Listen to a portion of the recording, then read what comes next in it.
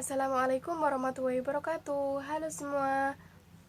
Di sini saya akan menjelaskan sedikit tentang metode pengembangan bahasa dengan pembuatan lesson plan untuk pengembangan bahasa anak usia dini.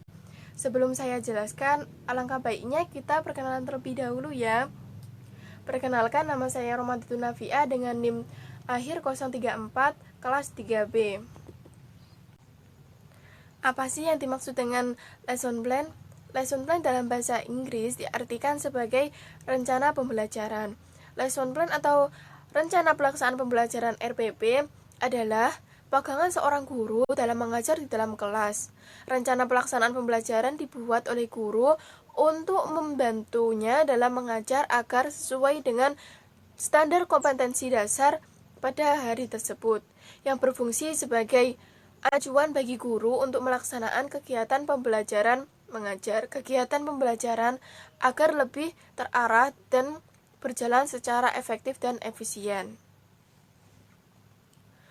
Kemudian, lesson plan atau rencana pembelajaran menurut Pedoman Perencanaan Pembelajaran Anak Usia Dini Direktorat Pembina PAUD 2011 adalah seperangkat rencana belajar, pengaturan mengenai tujuan, isi, dan bahan pengembangan, serta cara yang digunakan sebagai pedoman penyelenggaraan kegiatan pengembangan untuk mencapai tujuan pendidikan tertentu.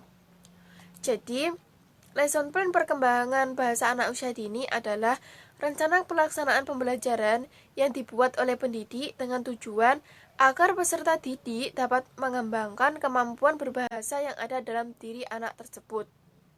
Dengan berbagai media pembelajaran, tujuan membuat lesson plan yaitu untuk mempermudah proses pengajaran di dalam kelas, sehingga dapat berjalan efektif, terstruktur, dan terorganisir dengan baik sesuai dengan kerangka berpikir. Ada beberapa alternatif metode yang cocok digunakan untuk pengenalan bahasa pada anak usia dini, yaitu diantaranya yang pertama yaitu dengan bercerita, yang kedua bercakap-cakap, yang ketiga bernyanyi, yang keempat bermain, dan yang kelima berdharma wisata, yang keenam peragaan, yang ketujuh pemberian tugas, dan proyek atau pengamatan. Untuk rencana pelaksanaan pembelajaran ini bisa digunakan oleh guru dalam bulanan, mingguan, atau harian. Ada perbedaan perencanaan pembelajaran lesson plan dengan rancangan pembelajaran, yaitu apabila perencanaan pembelajaran, proses pengambilan keputusan hasil berpikir secara rasional tentang sasaran dan tujuan pembelajaran tertentu. Kemudian untuk rancangan pembelajaran digunakan untuk proses yang sistematis untuk memecahkan persoalan pembelajaran melalui proses perencanaan bahan-bahan pembelajaran beserta aktivitas yang harus dilakukan. Kemudian menekankan pada proses merancang program pembelajaran untuk membantu proses belajar siswa. Kemudian ada beberapa manfaat lesson plan. Yang pertama, dengan perencanaan pembelajaran yang matang, seorang pendidik akan paham tujuan apa yang harus tercapai serta strategi apa yang pantas dilakukan sesuai dengan tujuannya.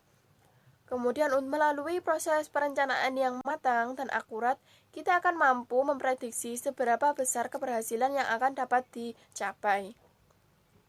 Kemudian yang terakhir, melalui perencanaan, guru dapat menentukan sumber-sumber mana saja yang dianggap tepat untuk mempelajari suatu bahan pelajaran tertentu, sehingga siswa tidak akan kesulitan dalam memilih dan menentukan mana sumber belajar yang cocok dengan tujuan pembelajaran.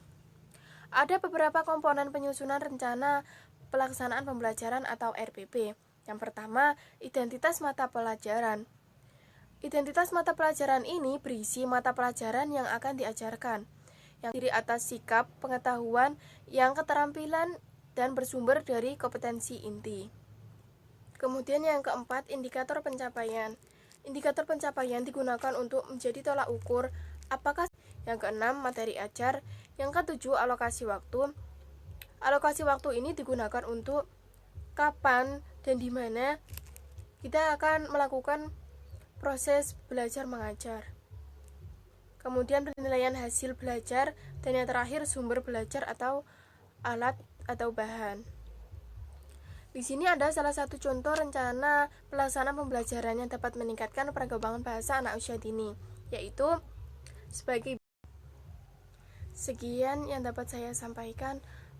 Semoga bermanfaat dan mohon maaf apabila ada kesalahan kata ataupun tingkah laku. Assalamualaikum warahmatullahi wabarakatuh.